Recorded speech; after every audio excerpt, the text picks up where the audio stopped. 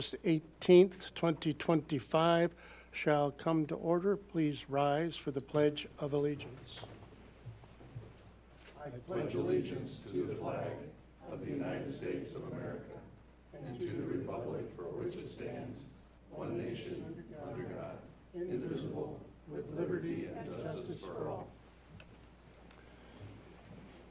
Thank you. Before I ask for approval of agenda, I just want to make this clear on tonight's agenda. And first of all, good evening. Welcome to tonight's City Council meeting. I want to clarify the discussion of the Surf Hotel project that the City Council is considering this evening. Tonight, the Council will be considering the approval of a letter of support for a hotel project in the Surf District as it relates to an application for redevelopment tax credits. This will be what is discussed under 6A of tonight's agenda.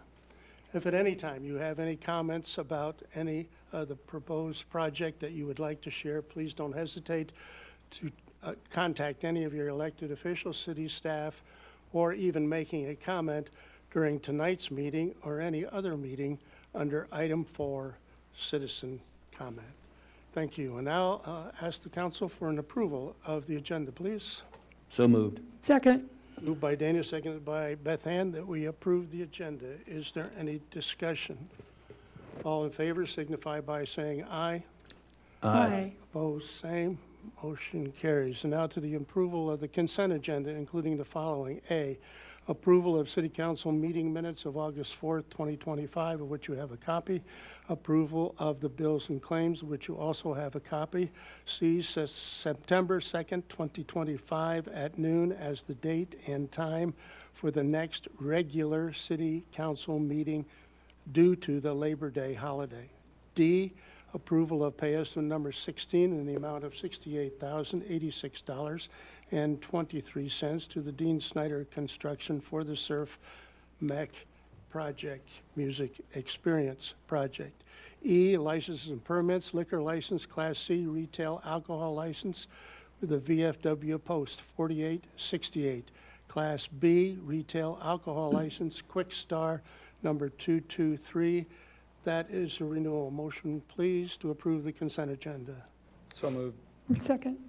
Moved by Mark, seconded by Beth Ann, that we approve the consent agenda. Is there any discussion? All in favor signify by saying aye.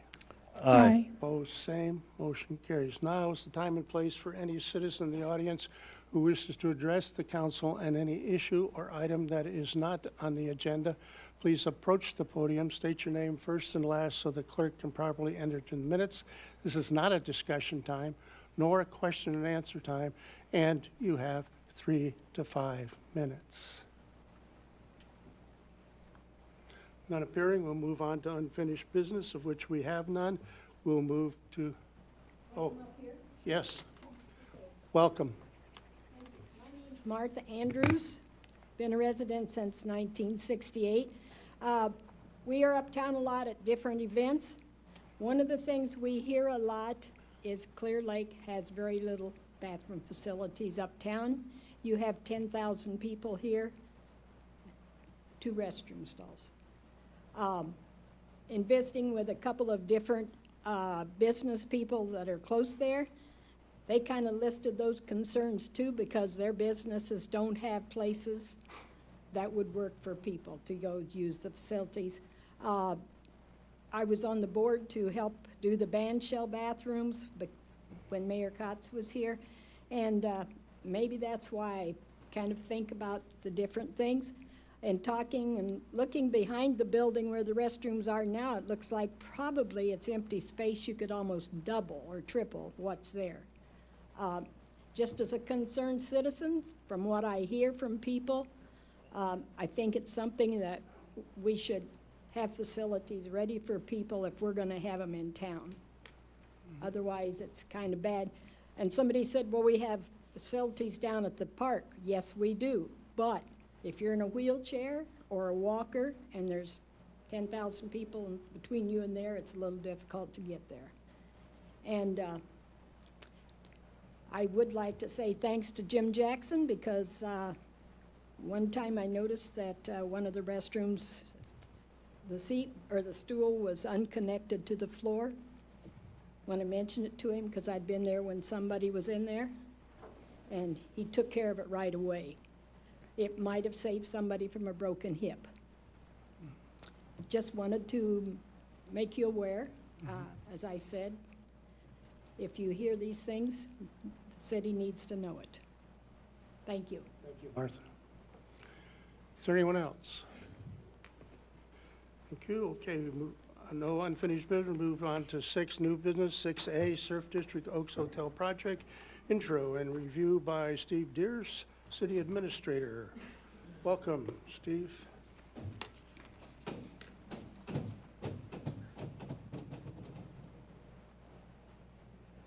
Thank you, Mayor and Council.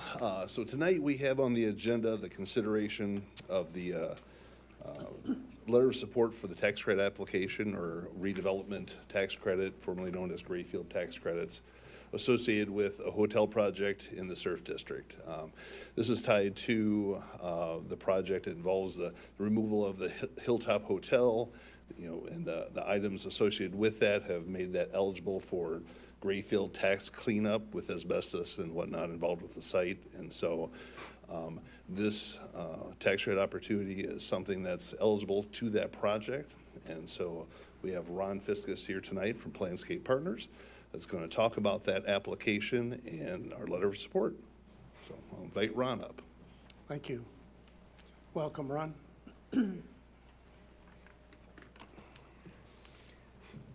Great project. Needs to happen. These Grayfield tax credits are an interesting animal in that the state only accepts applications for these one time a year. That deadline September 1st. As we all know, there are a variety of things to work out with the details on the Hilltop, the Oaks Hotel project.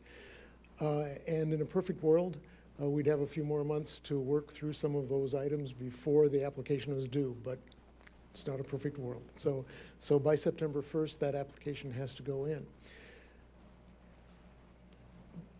A lot of the application success depends on the financial statements that go along with the project. Besides the fact that there was asbestos on the property, it was found, it was removed before the building was demoed. There are a lot of things that the state wants to know about the project financing. So the clearer description of where the project financing is on these projects, the better.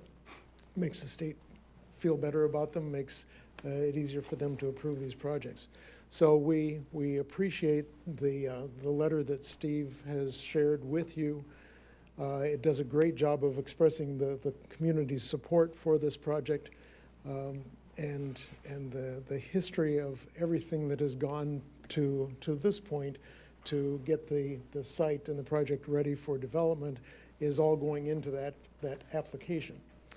The only thing that would strengthen the letter from the city would be if there could be a specific reference to the kinds of assistance the city has been talking about on the project. There's a bit of a reference to tax increment financing and a forgivable loan, which are the items, a couple of the items the city has been talking to the developer about.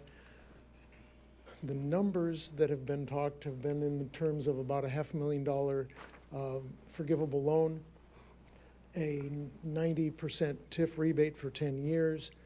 Being able to include those numbers in that letter would, in our minds, make it stronger as the state's reviewing this. But we recognize that there are a lot of details that still have to be worked about this whole deal with the city and the developer putting this project together. But it would certainly strengthen that letter if those numbers could be put in there. So if you would be comfortable with Steve adding those numbers to that letter, we'd really appreciate it, and we'll keep working toward getting the application put together. And the developers will continue to work through the details with Steve and Jacob and staff on how the rest of this project comes together. and Dale are here from Snyder Construction. If you have any questions of any of us, we'd sure be happy to answer them. Question, Ron, so this has to be accepted by whom down there? Iowa Economic Development Authority? It is Iowa Economic Development Authority. It used to go through the DNR. Right. And this is the first year that IEDA is managing this project. So what we found is they're still working through some of the bugs on what they're asking for and how it gets delivered, but this is an IEDA project at this point. Okay, so that's a little tougher than DNR? Could be? Could be. DNR had a pretty good history with providing these. We had applied for the Grayfield or Brownfield tax credits, as they used to be called, for other projects, and it was pretty easy to get through this process. IEDA, we'll see how they do their reviews. It may be a different review process than we've experienced in the past. So it is challenging. It's highly competitive. So we want to make sure that the best application possible goes in. Mm-hmm. Mm-hmm. Any further questions for Ron? Thank you, Ron.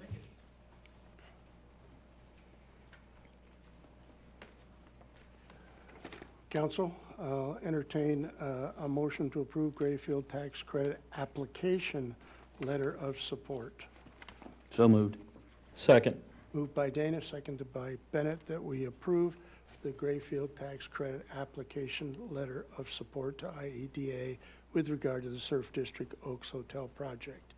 Is there any discussion? All in favor signify by saying aye. Aye. Opposed, same. Motion carries 5-0. Thank you. And now we'll, Mayor, if I may ask, yeah, did that approval include the inclusion of some numbers, or is it approved in the form that Steve sent out in the packet? Mr. Deers? Yeah, so I take it the council approved it as provided. I guess the reason that in the letter I put together that I took out any specifics is because it's my understanding that we as a group have not talked through any of those details just yet, and I didn't get the feeling that was an area that we were ready to approve tonight through this process.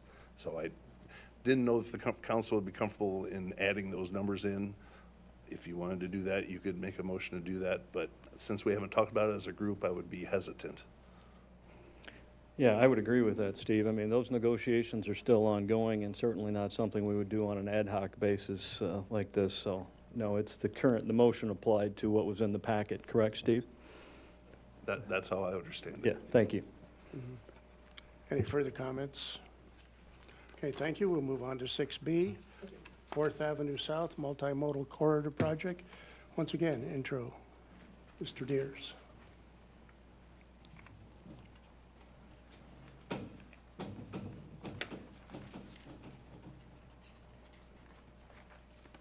Tonight, our next item up for discussion is the 4th Avenue South Multimodal Corridor Project.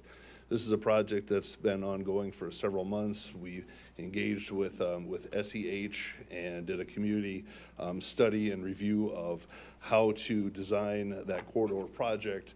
We applied and received a grant up for $300,000, which covered the cost of the design work, at least as initially reviewed. What we're looking at tonight is approval or the consideration of a professional service agreement with SEH, and this would amend that agreement to add an additional $97,000. And the request for that is due to the additional work and design that has gone into that project. From its initial scope, it's expanded from that, and so there's been more cost and everything associated with putting that design together. So to further explain that and get into the details, we have Becky Schwab here from SEH that can talk through the rest of the items there. So Becky? Welcome, Becky. Thanks, Steve. All right, so I just want to start from the beginning and explain this a little bit. I'll try to make it fairly brief, but I'm going to read some of what we included in that proposal because I think it was a fairly good description of what's happened throughout the course of the project. So SEH was contracted by the city through a federal contract on April 4th through a RAISE grant. So that original RAISE grant scope was based on the original concepts for the corridor identified in the 2024 Joint Comprehensive Plan. Within the documents that you received, it says to see attached, but I'm not 100% sure if you got the attachments to it. And so essentially what those attachments are is 2 pages of the Joint Comprehensive Plan where it was discussed what that corridor could look like. And so the original idea for that corridor was a 4 to 3 lane conversion with a center turn lane, bike lanes on the road, sidewalks, street lighting enhancements, banners, and trees. On the second page of those concepts, what was shown there is that there were 3 lanes with a center turn lane, standard bike lanes in both directions, and then some sidewalks. Specifically, the intersections mentioned within that were enhancements to the 8th Street intersection to direct cyclists across to the lane changes. From that time, quite a bit has changed, and I'll kind of walk through how that happened as well. So as part of the grant from the RAISE, one of the things that we have to do is conduct a PEL study, and essentially we need to do an alternatives analysis before we come up with what our final alternative is that we want to build and what we want to request for construction funds. We identified essentially 3 options, one being the no-build option where you just leave it as it is, which is not what the city wanted to do. We knew that from the beginning, or they wouldn't have applied for the grant. Alternate 1 was actually what was shown in the Joint Comprehensive Plan. But we also wanted to provide the city with another alternative, which is alternate 2, and became the preferred alternative. Alternate 2 included removing those bike trails from the street to improve the safety for all users and make it more accessible to a wider variety of users. In addition, we suggested that some roundabouts be added to this project. And as the concept was approved, 3 roundabouts were added to that project. Those roundabouts were originally proposed to improve the safety of the project, but they also do become a nice centerpiece in order to be able to put some decorative touches in for the city. In addition to that, we do believe that the added safety of moving the bike trails off of the road and adding those roundabouts is going to make this a much more competitive project for RAISE grant or build grant funding going forward. So just to give a little more background, alternate, obviously the no-build alternate wouldn't have been any cost to the city to construct. Alternate 1, we went ahead and estimated that because we need to include it in our PEL. The estimated cost of that was about $4 million. So if we compare that $4 million to our original fee, our fee was about 7.5% of the total project cost of construction. We estimated the cost for alternate 2, which is the one that was ultimately preferred by the committee and then approved by council. The cost for that alternative was $13 million. So a little over 3 times as much. However, what we're requesting tonight is an additional $97,000. With that additional fee, our fees will represent approximately 3% of the total project cost if everything is moved forward as approved. There will be no impact to schedule. So the schedule will still follow the same general schedule that we were following for the DOT previously. The main 3 tasks that we're including for these additional costs were the pavement configuration changes due to removing those bike lanes from the street and narrowing up the street width, which by the way also does help the environmental sustainability of the project by removing some of that additional pavement. Intersection changes, the 3 new roundabouts with the design features and lighting. And then a small item that I went ahead and included with this, but is really a pretty minor one compared to the other things, was that we did have significant project administration changes. Both the Iowa DOT and US DOT changed all of their project management during the course of this project, and they required us to reduce some work because of those changes. That's generally kind of how we got to the point that we're at. And our reason for our request.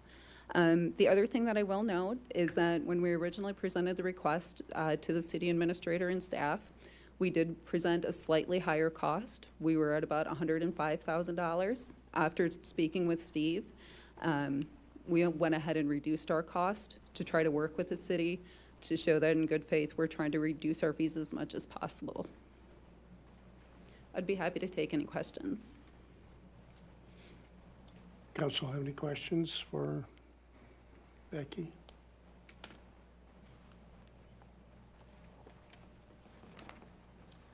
Thank you. Therefore, council will entertain a motion to approve agreement for professional services with SCH Incorporated in the amount of $97,000 with regard to the 4th Avenue South Multimodal Corridor Project. Motion, please. So moved. Second.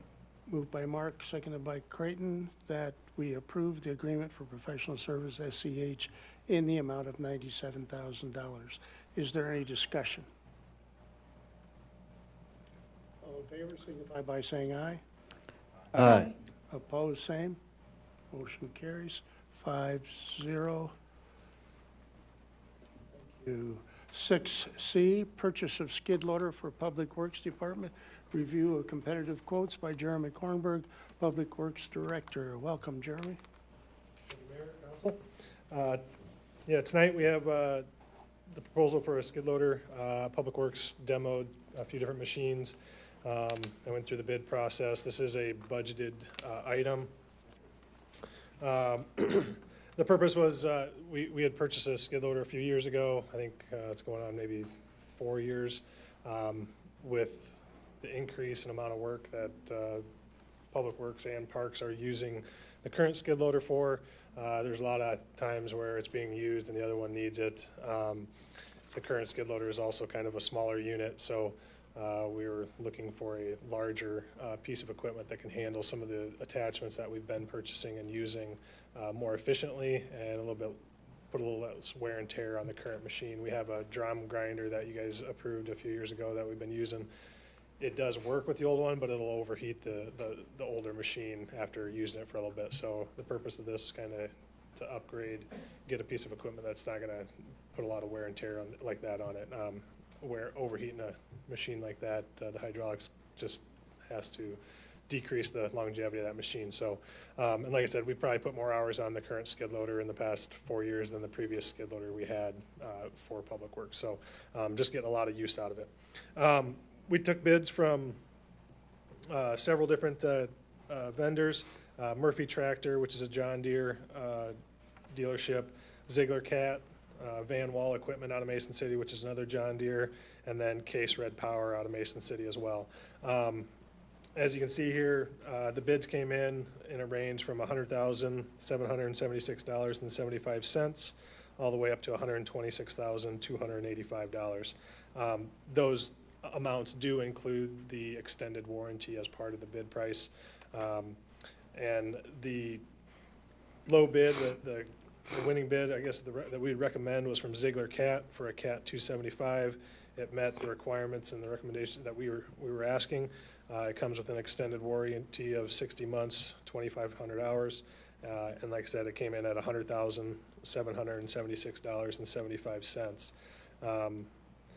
That is just over what we had budgeted. I think we budgeted $95,000 for this, so it did just come in just a little bit over, but considering how prices have been going up with equipment based on when we did our budget process, I don't think it's out of line there. So other than that, I'm not sure if you have any questions for me on the machine or not. Questions for Jeremy? Thank you, Jeremy. Therefore, entertain a motion to approve purchase of skid loader from Ziegler Cat with the extended warranty in the amount of $100,776.75. Motion, please. So moved. Moved by Beth Ann, seconded by Mark, that we approve the purchase of skid loader for Public Works Department. Is there any discussion? All in favor, signify by saying aye. Aye. Opposed, same. Motion carries 5-0. 6D, Surf District Streetscape Improvement Project, project update, review of pay estimate number 6. Mr. Matt Stedding, City Engineer. Welcome, Matt. Thank you, Mr. Mayor, Council. Hope everybody's having a great week so far.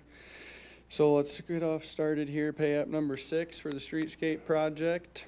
Please note that original contract sum to Dean Snyder Construction in the amount of $4,284,533.24 Take off those approved changes of $755,634.79, bringing us to that revised contract amount of $3,528,898.45. From that point, if we subtract out the $134,619.38 as the 5% retainage, we come to that total contract amount completed and stored to date of $2,557,766.73, which ultimately brings us to the current amount due today here of $132,114.92, leaving that remaining contract to bill of $971,131.72. Just a quick update. Not sure how many of you have taken a stroll down through the surf district improvements, but we had a little permeable paver crosswalk maintenance that we were doing here at the beginning of the season, and she's pretty smooth. So it'd be a good time to take a trip down through there. But those improvements turned out really nice. And we are currently, DSC is working on the plaza area up on the north end of the project. We're getting that all situated. There's 3 piers going up there with a big plaza area. That'll be nice for that, just signify this 3 stars up in that area. And the gateway arch is still proposed, hopefully by the end of August yet, if not the first part of September is what we're hoping. So we'll get that put up. And in mid-September, we're gonna be going through and getting the flowers looking really beautiful down through that area. So it should be really nice here come this fall. So if you guys have any questions at all, I'd be happy to answer. Yeah, good job, whoever it is, on those flowers down there. We actually have blooming flowers in there, and it's, of course, we've had enough water too, to take care of all that. Somebody's doing good gardening work there. Appreciate that. So our, At night and yeah, sprinkle fertilizer. yeah, I see, you have that cute little watering can. That's, so as Dale used to say, the archway is in fabrication. I assume it's the same spot. That's correct. It's coming, okay. That will be spectacular then, so, very good. Any other questions, comments, council? Thank you, therefore, entertain a motion to approve pay estimate number 6 in the amount of $132,114.92 to Dean Snyder Construction. Motion. So moved. Second. Moved by Bennett, seconded by Mark, that we approve pay estimate number 6. Is there any discussion? All in favor signify by saying aye. Aye. Opposed, same. Motion carries. Welcome, Chief Colby. Proposal for the FLOCK system for automated license plate reading. Evening, Mayor, Council. I had a couple of things for you while Jennifer gets Okay. 2 representatives from Flock online here for you. I'll let her get. Please say your name, followed by the pound key. Zach, are you there?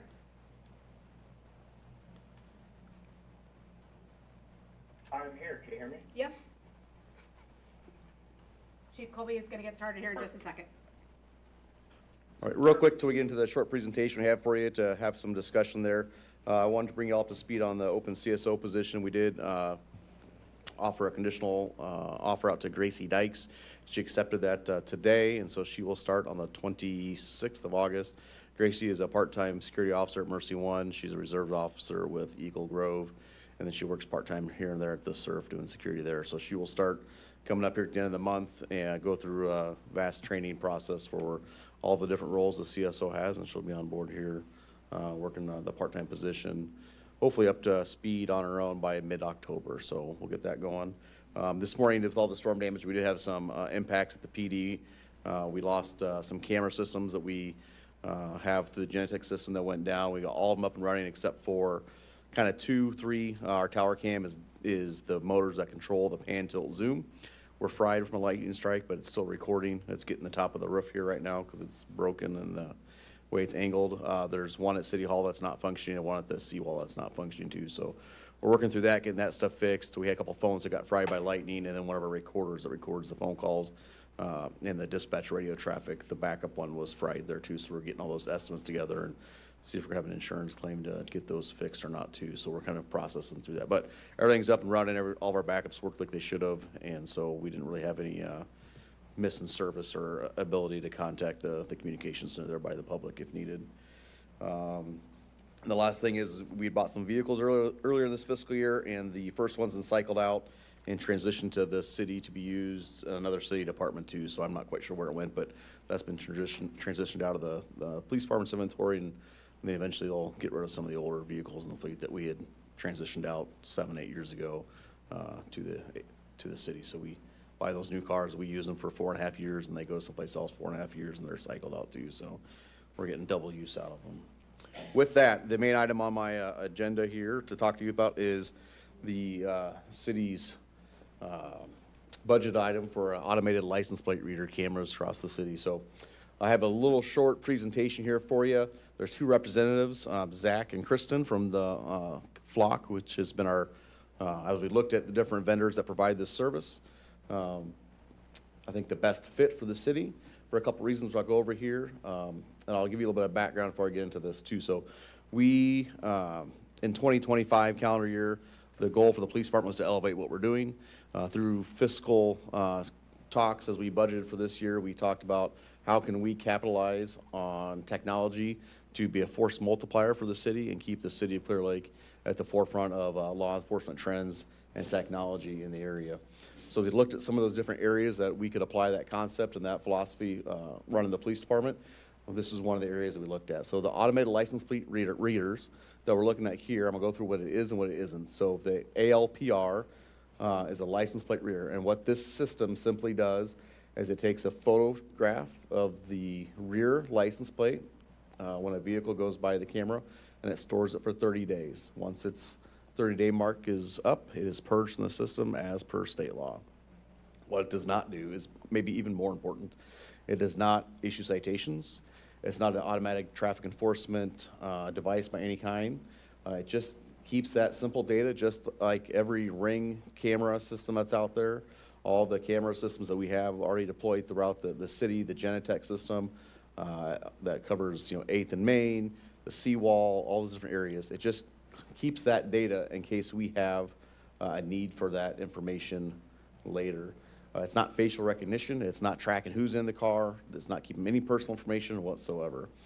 One of the benefits of it is, if you go to the next slide here, Jennifer, is why we have value. What it can do is if we have a missing person, or there's a missing person from Texas or any place else that's on this system, it can alert to us immediately, hey, this vehicle that is associated with a missing person just went through this intersection. Or if you have your car stolen, it can say, hey, this stolen car just went through this intersection. Or if we have suspects in a burglary, we can enter that into the system, and when that vehicle goes through any flock intersection, any flock monitored intersection in the nation, we can be notified of that and where that vehicle's at. So it's a force multiplier that's there 24/7, 365, doesn't call in sick, it's always working, doesn't cost any overtime, and it helps us do our job a little bit better. It's just using current technology that's out there in the private sector and in many of our homes as a tool for law enforcement. You can go to the next slide there too. So here's a couple of samples that we have benefited from it in Clear Lake, just by other cities, municipalities, state governments having these systems deployed. So in December of 23, we were contacted by a law enforcement agency in Texas about a vehicle that they had registered, had been registered fraudulently to a Clear Lake resident, and they had used a clone VIN from that. And that VIN that was cloned, they had fake license plates added to this vehicle, which is then located in Chicago. And so we worked with Chicago law enforcement, Texas law enforcement, and we helped them with a case here, and they were able to recover that vehicle in Chicago by the person that was linked to Clear Lake that had stolen it from Texas. So we all put that together there. A month later, we had a vehicle that was reported stolen here in Clear Lake, and we entered it into NCIC, which is the National Crime, basically computer database for vehicles that get stolen. And we were able to track that vehicle down to Louisiana off these LPR hits and actually get it recovered. And then the third one, a week later, we had a vehicle that was reported stolen in Clear Lake here, and it was getting hits down at this intersection in Des Moines, because Des Moines has the LPR system, and it was going about the same time every day. And so a trooper went and just sat in the intersection about that time of day, saw the car go through, and they recovered about a $60,000 car that was stolen from here in Clear Lake, and was able to get the suspect into custody without incident. So right there, there's over $100,000 worth of stolen property that was stolen out of Clear Lake that's been recovered just in these 2 cameras. And there's more examples. These are just 3 big ones that we pulled out there. I put a little quote there, but you can just see how invaluable they are in tracking these vehicles that are associated with criminal acts. If you go to the next one, so these are some other examples around the area. There's one from Indianola where they had a senior citizen had been missing, and they put it into the system, and they were able to find this gentleman 200 miles away in Kansas City, all off of a ALPR hit, which could have taken them days, weeks, months, whatever, to go through and find that information. You can go to the next one here. Marshalltown, the same thing. They paid through these $150,000 worth of cameras that they put through here, and there's some statistics in there. They did within a week, the PD located and arrested a wanted fugitive after receiving alerts from the flock system. They located a suspect vehicle in a hit and run almost immediately, and they went to 32 cameras, and that's not even, we're a much smaller project than that too, but this is just another case study of how it benefited Marshalltown within a week of them deploying the cameras. You can go to the next slide there, Jennifer. And this is probably the best example here. So, and I'm going to say the name wrong, Chamblee, Georgia. In 2020, this young lady had her car stolen, her baby was in the back. And you see the timeline right here from when the Amber Alert was issued to when they put it into the ALPR system, and they found the baby safe through tracking the vehicle as it goes through Georgia with the baby in the back and able to find it. All would have been impossible to do without these systems. You can go to the next slide there. So as we looked at this and when we budgeted and talked with the council through the budget system or the budget process last year, we started putting a sample policy together, which is pretty much finalized, ready to roll out if the council does decide to move forward with this project. And this is just a quick sentence or two out of the overall policy directive for the police department here. It's to leverage ALPR technology to enhance capabilities of our department. It's going to enhance public safety, prevent crime, help us solve crime, increase our productivity and effectiveness, and also recognize and establish privacy rights for the public, which the policy that we have in play ready to pull the trigger on if we do this project, the way it's programmed into Flock, when they can talk to you about it too, is all within the state and federal guidelines that have been issued by, or for us to follow. Next slide, please.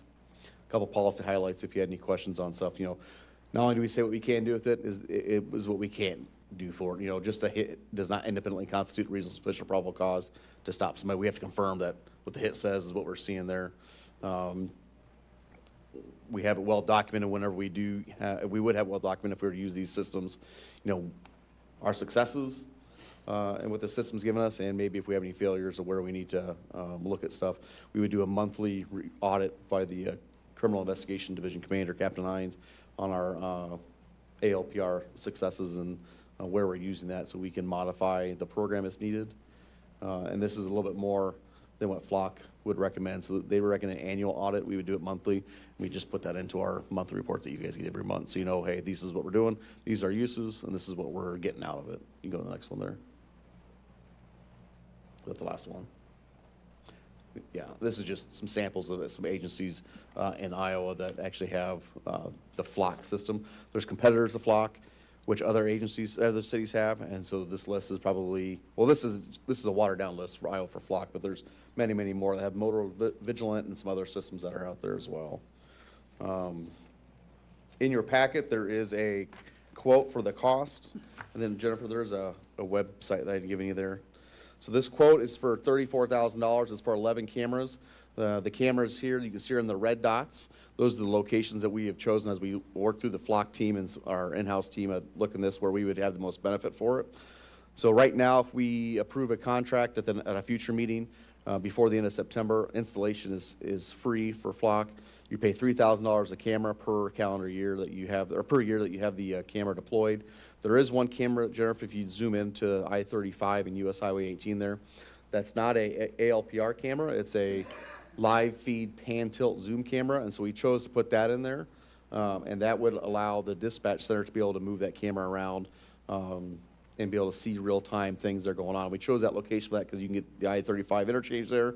There's a lot of businesses there, and we just looked at that as being a very important tool as we try to multiply our effectiveness with this program there.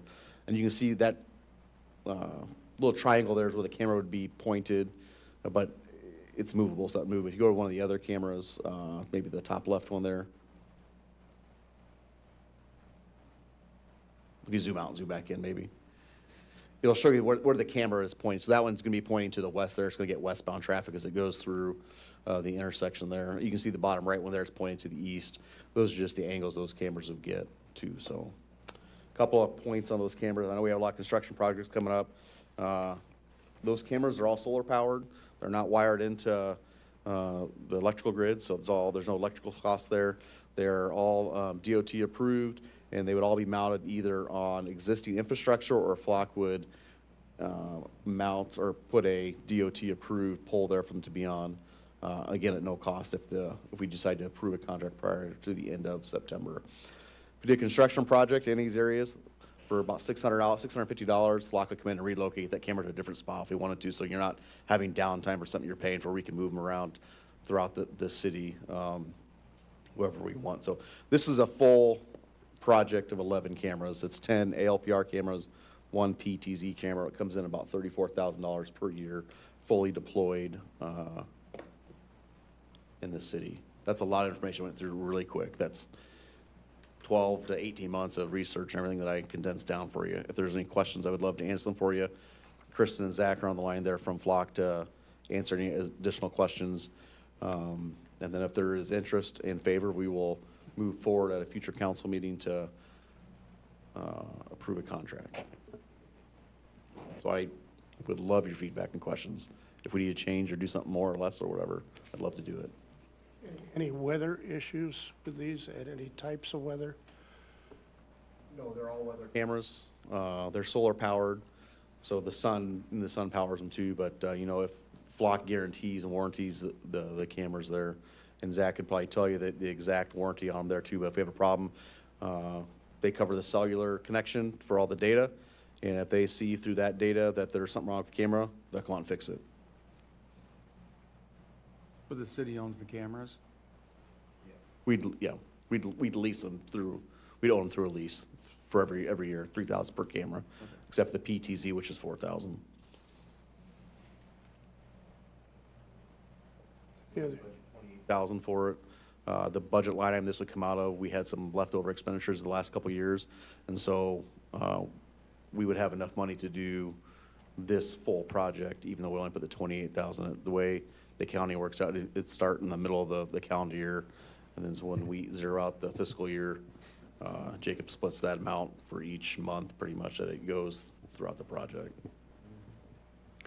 Chief, it looks like an attractive system for the purposes you described, and I appreciate you sharing the examples of how it can be used and so on. And you may have mentioned, but just to reiterate, the data that's collected is collected for how long, and then what happens to the data that... So that's a good question. I didn't go to some of the competitors we looked at. So one of the other competitors I looked at actually is a more intrusive type system. So some of the other systems out there could say, hey, I'm looking for a male in an orange shirt walking down the street, and they can go through and look through the last 30 days of images for that person, a pedestrian. This system doesn't do that. So that was one of the reasons that I would recommend this system instead. It's not picking up on any individual person's characteristic. It's only picking up on the vehicle's license plate and characteristics there too. And to your question, 30 days by state law, that information gets purged if it's not being used for a criminal investigation. So what happens is Flock's going to purge it at the 30-day mark. If we use it for a criminal investigation, we have to go and pull it from the system, download it, and we put it in our case file, and it's treated per our policy as any other item of evidence. If you had a victim of a burglary at your house today and you had a Ring door camera that counted on video, we would download that and we treat it the exact same as this information there. So it really is no different than any private person who has a camera, any business who has a camera that's out there, other than it has to be purged after 30 days. You can keep your data as long as you want. Right, no, that helps a lot. Thank you, Chief, appreciate it. Yes. Excellent tool for law enforcement. I'm really excited about how this will help. And your examples were very helpful. So I have no specific questions, but I think it's an excellent project. Thank you. Anything in additional you want from us in a request tonight? Other than Just thumbs up, head nod if you want us to proceed forward with presenting a final contract by the end of September at a meeting in the future to approve. So we save about $6,000 to $7,000 we'd save installation fees if we sign the contract by the end of September. It should be noted, we can sign it by the end of September. We don't have to start the project until later in the fiscal year. We can start it in December or January if we wanted to. We just have to decide, yes, we're gonna make this commitment by the end of September. we have a head nod on that, Councilman Dana? Yes. Yes, sir. Yes. Question about this or anything else I talked about? That's all I have. Great report. Thank you. That's interesting. Thank you. Thank you. Public Work Director's report. Jeremy, anything? I still want to go back to when that storm came through and the cooperation that we had with Ventura and Clear Lake and, Yeah, I think we did a day and a half of work for them. And I guess something to come out of that is Ventura the DOT now offers storm assistance when there's a declaration or something like that. So keep in mind for us, if there was something to come through our community that was very large, they do offer that assistance in some. So after we were done, I think the DOT helped them load out. I thought Bill said almost 75 or more loads to a county site on their pile as well. So and they did all the loading and all the hauling through the DOT and their equipment. So just something to keep in mind if we do ever have a large event for us that is that resource to be able to use and declarations made. it's good for me to see because Bill's an old neighborhood boy that's been around for quite a while. Great, Oh, he was great guy. When I saw him that first day, he was Yeah. running wild. So we had a lot of damage. Yeah. A lot of work for basically one guy there too. City engineer report. Matt Stedding. Matt, anything? Just trying to keep above the water right now. A lot of projects going on. Yeah. Just all over the way. Yeah. Right now, I'm going through a lot of the plans in the Highland Drive area. We're trying to figure out all the electric and everything going through there so line can get started. And then still the plan is to start mid-September on the construction process. So got that going on, and then we got a number of projects still in process right now. And then we have a number of projects right now that I'm reviewing for planning and zoning on 26. So a lot of those would be, you guys will come to and probably be aware of that as well. So a lot of things going on. Feel free to reach out to me with any questions also, and we can sit down with you. Thanks. Appreciate what you do. You're running all the time, it seems to me. But Director of Finance, Administrative Services report. Jacob Whitman, welcome, Jacob. Thank you, Mayor and Council. Just two quick things tonight. It came up earlier in the meeting, the Main Avenue restrooms. That is something that Jim Jackson has brought to our attention.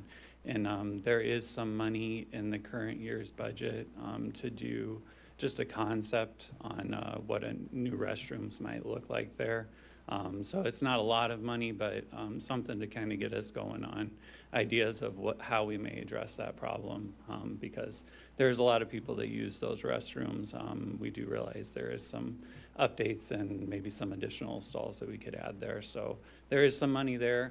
So in the upcoming months, we'll engage with somebody just to come up with some concepts and initial costs on what it might be going forward to look at something different there. And then the other thing, just on a personal note, today's my 13th anniversary to my wife, and I just wanted to give a shout out to her and just sticking with me. And it's been a busy last year with everything going on here at work, and I just really appreciate her support over the last year and being there with me and for me. So that's it. Yeah. Well, happy anniversary. Hey, congratulations, yes.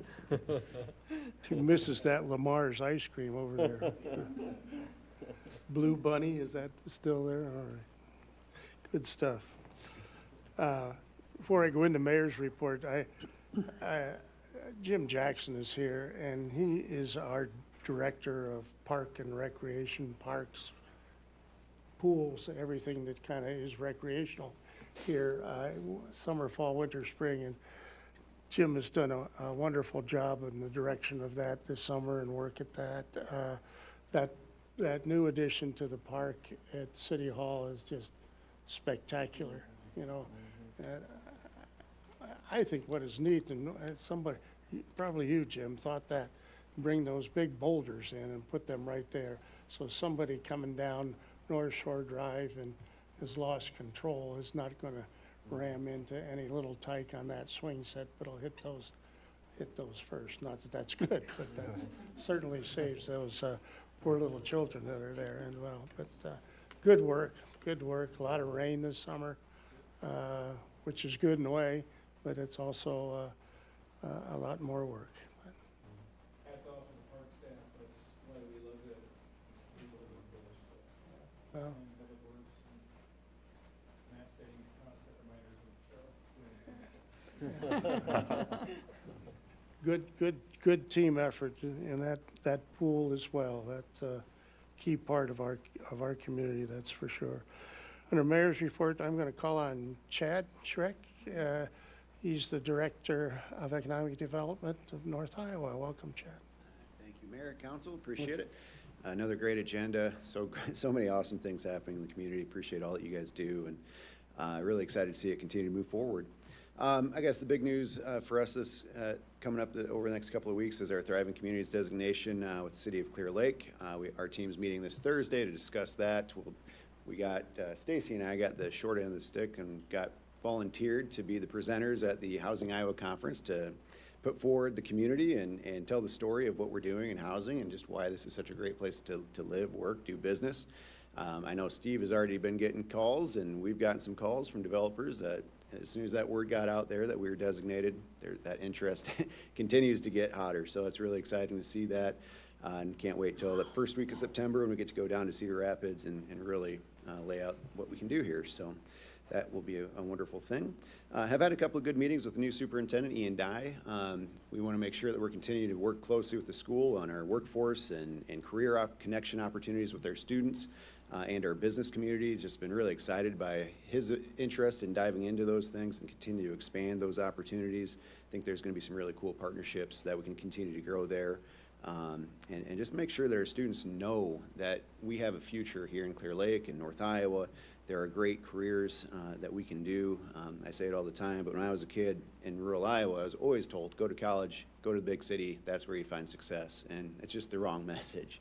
And it's been really rewarding to see students over the last several years start to say that and repeat back to us that, hey, we do see opportunities, we can go and do things in our community. And I could see myself here. About 2017 or 18, when we were doing our Vision North Iowa strategic plan, went to, I think, 6 different classes, about 20 to 30 students each, and did some focus group stuff to see what the students wanted us to do in that process. And one of the questions I'd always end with was, how many of you can see yourselves moving back to North Iowa after high school or after college, whatever? I think I got 1 out of about 100 students that did that in Mason City or Clear Lake. Just last year, we did a Vision North Iowa thing over at Mason City High School, and they had 6 or 7 students on stage, and somebody asked that from the crowd, and every single one of them said, I could see myself coming back because I've had the chance to work in a business locally, and I really liked it. So anyway, I think a lot of the things our schools are doing and partnering with us on that, and more, as importantly, our businesses getting engaged in that has been really important. Because we need to show our students that they have a future here and that we care. And as a community, we want them involved in it. So I've been pretty excited to see those things go forward. We also have a good meeting later this week. Steve and I are meeting with a group that's interested in a local business building that's been kind of dilapidated in town for a long time. Probably can't say too much more than that at this stage, but they're interested in buying it, renovating it, and bringing a future business into it. Probably on the restaurant retail side of things, but really a good opportunity for the community to get this place renovated. So we'll be talking through some opportunities with them and how we can team up to make that happen. Also, our board put together a data center exploratory committee. I've mentioned data centers several times over the last year or two. Continues to be an incredibly important area of economic development across the country and for us, our partnership with Alliant and some of those things. We happen to have a really good opportunity now with Sean Carana being the new president and CEO over at CLTEL, and his background in that industry. He's been just incredibly helpful in that. We had an initial meeting this past week to start those discussions, just make sure that we're driving our destiny on that, not just being reactive to what's coming down the pike. There are some pretty cool things that Sean's helped us to become aware of that we might be able to do ourselves, and try to make sure that we appreciate and like what comes from that, because there's great things that go with those industries, and like any industry, there's downsides, so we just want to make sure that we're preparing effectively for those and get the best case scenario. And then just want you guys to be aware, Prairie Rock Trails, the Mason City's Destination Iowa project that was awarded at the same time as the Surf District project. They have their ribbon cutting this Thursday at 10 a.m. Going to be pretty cool to see that. If you haven't seen any of the pictures or videos of what's going on with that bike park, I mean, I couldn't possibly ride on that track, but the kids that do will love it, and it's really going to be a state-of-the-art, world-class facility. So excited to see that and just continue to build our North Iowa amenities. We've got some pretty neat things happening here, and it's an incredible place to live. So that's all I got for now, unless you have any questions. Yeah, I think we better all, and I didn't realize this until that meeting with the North Iowa corridor over there. We meet at the jail, folks, not locked up, but that's where we meet. Yeah. But anyway, when the gentleman from Clear Lake Tel gave that presentation on data centers, here's a 58 graduate, and he's, a little scared about what's going to happen when that comes, but we better be aware. Yeah. Because that's going to happen in a snap of your fingers, much like AI is, and that's scary to some of us. Yeah. But this is going to be even, I think, very, very more important in the building that it goes in for economic development all the way down through. So, yeah, don't go to sleep too deeply here on this. Thank you, Chad. Good report. Stacy, Dawn, wonderful, wonderful summer, and we aren't over yet. There's still a lot going on, so just because Thursdays on Main is over doesn't mean summer's over in Clear Lake. Just a big thank you to the city for all their support for Thursdays on Main, getting the barricades in and out and up and down, and streets opened and closed and all of that. It was a great year. We had a record-breaking week, one week with 8,900 people downtown. So last year, I think we maybe hit 8,000 one week, and we had a banger this week, as the kids would say, or this year it had 8,900 people. 2 dates that I want you to have on your calendars. The first is tomorrow. Our longtime care facility, Oakwood Care Center, is opening its doors for business after hours. Now, this wouldn't have been possible 5 years ago, but we're so excited that they're welcoming the community in for business after hours tomorrow. So please join us between 4:30 and 6 at Oakwood Care Center. And then I know the Surf Ballroom is going to have a ton of information coming out about the opening of the Music Experience Center, but just want to make sure that you have Sunday, September 7th at noon on your calendars, because that's when we're going to actually cut the ribbon on the new Experience Center on Buddy Holly's birthday. And so now that we are through Thursdays on Main and all of our summer activities, as Chad mentioned, we're turning our attention to this Iowa Housing Conference, working on not only our exhibit there, but also our presentation. I guess one thing I want to say, Chad mentioned we have lots of exciting projects, and that is so true. So many great things happening for Clear Lake, and we know that tourism is a huge economic driver in our community. But we also know we have people who live here 365 days a year. And that's where I just want to say I'm really grateful for how you guys are balancing driving exciting projects and amenities that make Clear Lake a great place to live, but also applying for opportunities like this Thriving Communities designation that will open up housing opportunities so that Clear Lake isn't just a dream, it's a reality for, all income levels. So very exciting about that. Thanks for the opportunity to represent Clear Lake as a part of the Iowa Housing Conference. Any questions? Any questions, comments, council? Wonderful, wonderful job. Appreciate all the work that comes out of your office. at any time anymore. It's 12 months out of the year.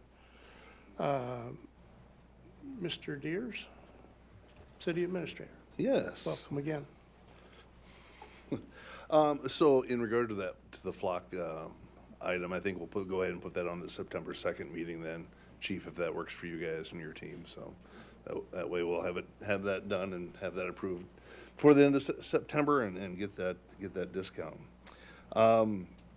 Clear Project Coordinator, just wanted to update you that part-time position, that's currently vacant, with Joel's stepping down from that. And so we've been looking at, how do we fill that position? It's currently part-time.